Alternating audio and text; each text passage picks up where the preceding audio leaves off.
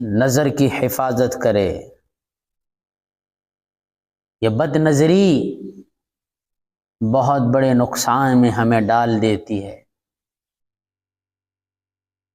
دلوں سے خدا کا خوف نکلے گا، حیا نکل جائے گی، یہ نگاہ کا غلط استعمال ہوگا.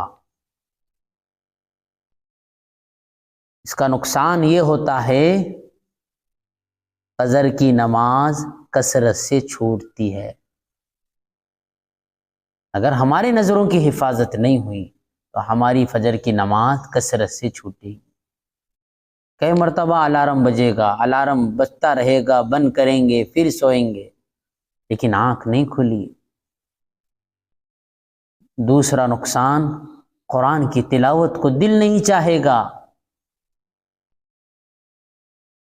تیسرا نقصان، آنکھیں خشک پڑ جائیں گی، اللہ کے سامنے رونا نہیں آئے گا، آنکھوں سے آنسو نہیں نکلیں گے.